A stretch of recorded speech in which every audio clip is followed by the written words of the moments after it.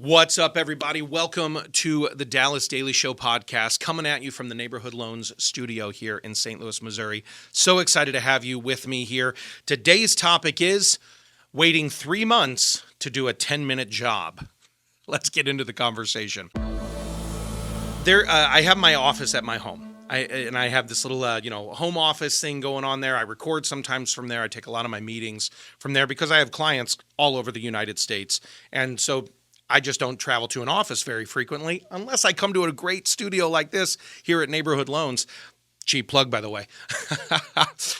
So I have a window right beside where my desk is. And the window screen popped out recently. It didn't tear. It didn't break. The frame, after a windstorm, just kind of popped it out. Not a very difficult job for me to pop that back in. I should go ahead and tell you right now, I am not a handy person when it comes to certain elements of my world. I'm always having other people do it. I'm like, could I do this? Yes, I could get frustrated by it. Yes, it could take me 10 times as long. I could watch 38 YouTube videos on how to make it happen and probably lose my religion a little bit in my frustration levels, or I can hire somebody to do it and I can come do things like, I don't know, talk on a mic, do keynote speaking, and train my clients. Probably a better trade. But stuff like a window screen, I should be able to handle that, right? That's simple, like pop it back in, hit the little braces and the little brackets in the frames, you're done.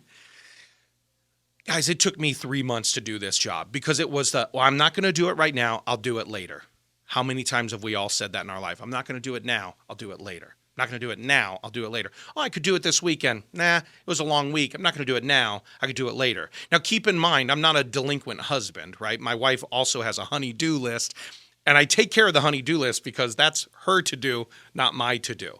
And I don't want to cause much ado about that, but that's kind of how the to-dos work around our house. So this window screen sat undone for 3 months, and here's the problem. It was the best time of year to have the windows open. So we live in the St. Louis, Missouri area, and we're kind of known for our humidity here in St. Louis.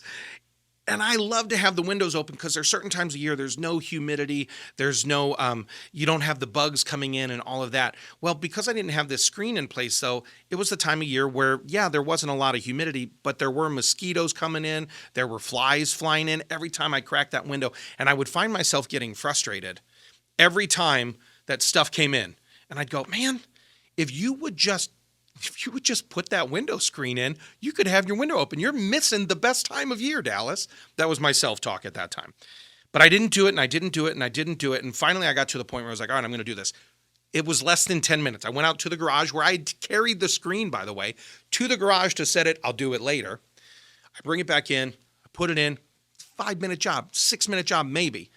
But it took me 3 months to do it. And I got to thinking after that, what other areas of my life am I delaying a great reward? Obviously, opening a window is not that big of a deal, but there are other areas of my life, and I would dare venture to say there's probably other areas of your life as well, where maybe you're missing out on a possibility or a reward or some kind of big thing that you could enjoy because you're refusing to do a 10-minute job, because you're refusing to create a micro habit, a micro success thing. And it doesn't have to be with your home office, right? It can be in every area of your life. Maybe it's something physical, where if you would just adopt one small micro habit, you would see long-term transformation.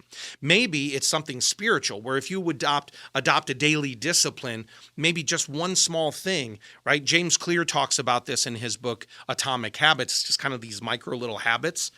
Obviously, his book has a lot more to do than that. But maybe if we would just adopt one small little thing all the time, we would get better and better, and we would start feeling the momentum. You'll hear me say in this podcast a lot, momentum is built moment by moment. Whether you have positive momentum in your life or negative momentum in your life, it all matters in how you manage those moments. So momentum is just moment by moment by moment by moment by moment by moment by moment, momentum. See how that works? But maybe we're missing out on something because we're not choosing to do the small thing.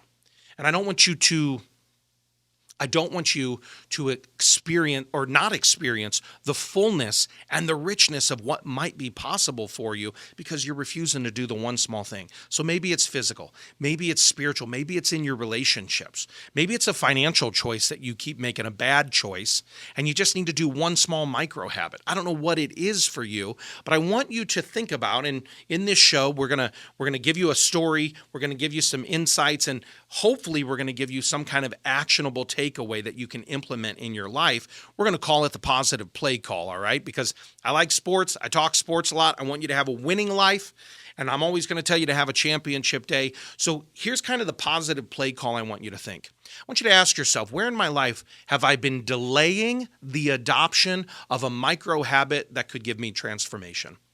Where in my life have I been delaying the adoption of one small micro habit that could give me ultimate life transformation? It could be just a small thing that you build moment by moment by moment by moment. Where could that be in your life? I want you to think about that today, all right? That's it, my friends. That's all I got for you. Here's what I'm going to ask you to do. If you're gaining value from these shows, whether you're watching us on YouTube or whether you're checking us out on Instagram or any of the podcast platforms, I'd love to get to know who you are, where you are, and what your story is. Please go ahead and subscribe to the show. Set the notification bells. Get these in your inbox every day if you want to do that. But also, we have plenty of resources available for you at the website dallasdailyshow.com. Again, that's dallasdailyshow.com, as well as information about our sponsors, our studio sponsor, and others. So go there, get active in that, rate the show, review the show, subscribe to the show, do all the things.